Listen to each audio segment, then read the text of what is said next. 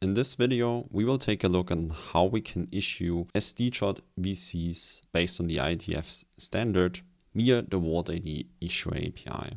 For this video, we will be using the walt.id Community Stack Issuer API, the walt.id Web Wallet, and also the walt.id Verify API. Here, when we bring up the Issuer API, we can see different types of endpoints. Also here, under the OIDC tab, we see all the OIDC related endpoints that are required for the exchange of credentials. These are standard related endpoints, and the endpoints we won't be really much interacting with. It's still good to know that they are there. And so here, for example, in the OpenID configuration endpoint, we can see the more information about this particular issuer. For example, especially interesting for us, here this credential configuration supported object, which explains which type of credentials this issuer supports, and also what type of formats these credentials can be issued. And if you're, for example, searching now here for the identity credential, we can see when we scroll down a bit that this identity credential can also be issued as a VC plus SD-JWT, which is our credential standard, so the SD-JWT VC. So now that we know this issuer is actually able to issue this credential, and you can also learn more about in our docs on how you can configure this so that this issuer can issue custom credential types you might be coming up with. But let's now go to the actual issuance. And here we can use the OID4VCI, so the protocol used for issuance, SD-JWT issue endpoint. And then when we look here in the body and select the SD-JWT VC example with issuer did example, we can see how such an issuance request looks like. Also, in the parameters, we can provide a status callback URI, with which we can then receive during the issuance process information about the state of the issuance.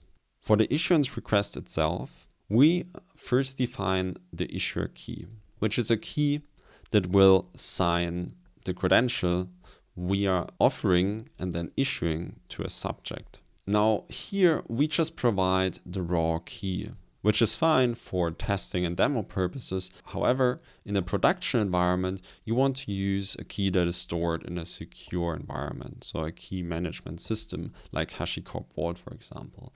And here we have different types of integrations. So you can use keys from HashiCorp Vault, Oracle Cloud KMS, AWS KMS, and others, and just provide here a reference and access information so that the walt.id Issuer API can then send off the credential to this external system.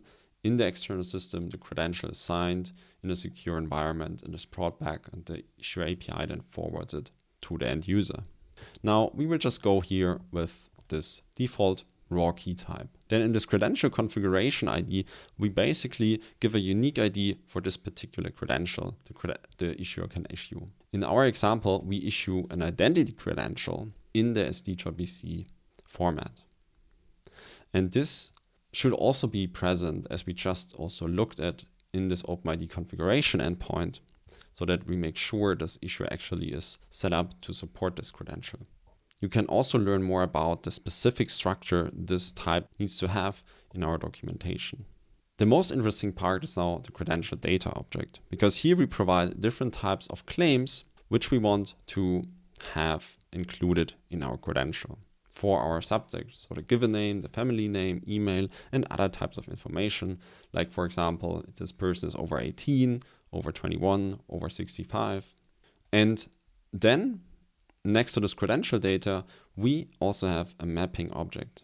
And this mapping object is used to leverage what we call data functions. So for example, this UUID data function to insert information after the time of offer creation and before the time of credential signing. Because when we execute this endpoint, we generate an offer URL, an OIDC offer URL, which is standard compliant and which all different types of wallets which follow the OIDC standard can understand.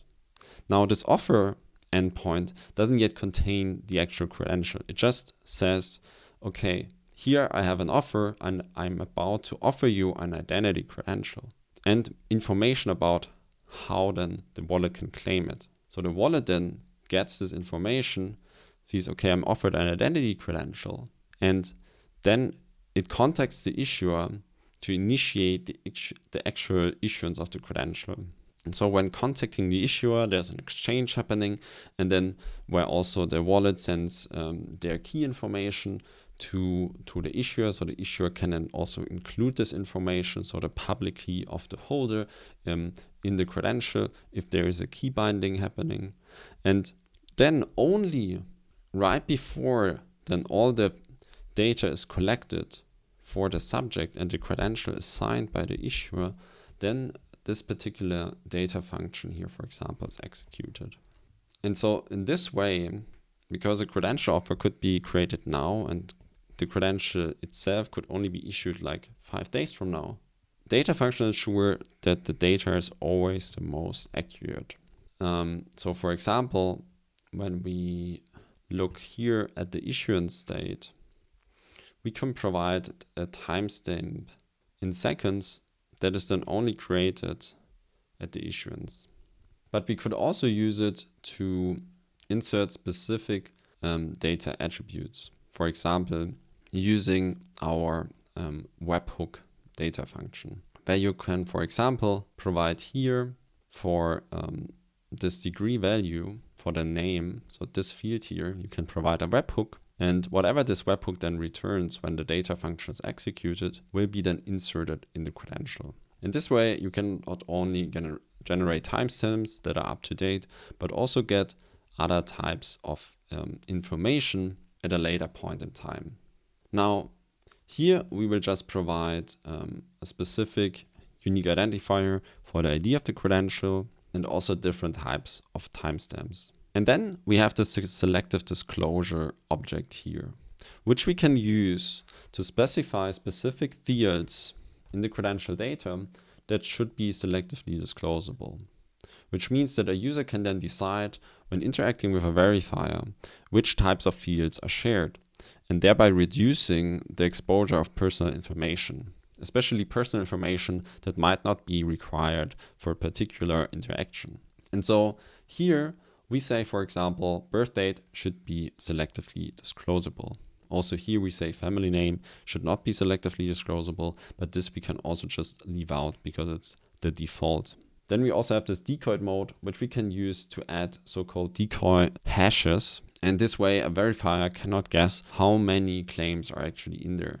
Then we have the authentication method, which is also coming from the OID4VCI protocol, which says either if the user is already authenticated, so in this case it's pre-authorized, so when the user receives the offer, there doesn't need to be any action done by the user. And if the authentication method requires the user to authenticate, the user has the different methods on how he or she could authenticate using external IDP system, a credential, or other things. And so only after this authentication, the issuer would actually issue the credential.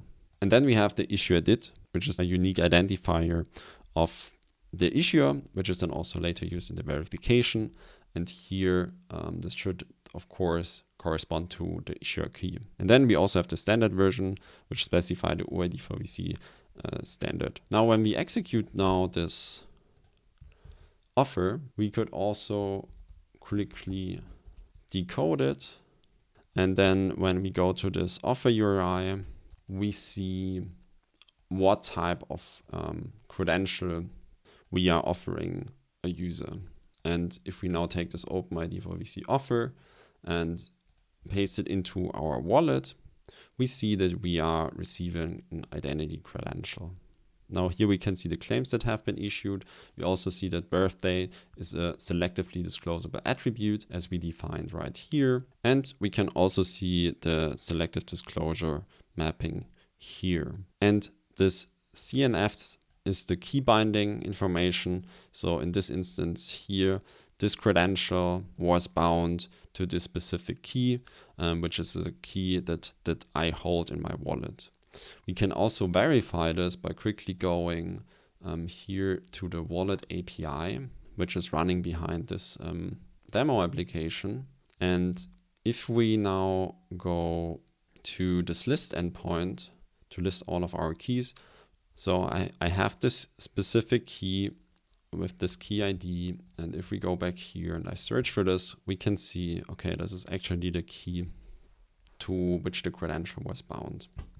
We can also view the actual JSON that was issued by listing here all the credentials I have and viewing this chart. And if we view this chart, we can also see here in the header the issuer identification, the DID, and we can also see here the payload, so the credential that we just issued with different types of attributes. We also specified here via the data functions, so the mapping object. And what we could also do now is go to our verify API and quickly request this identity credential and then present it.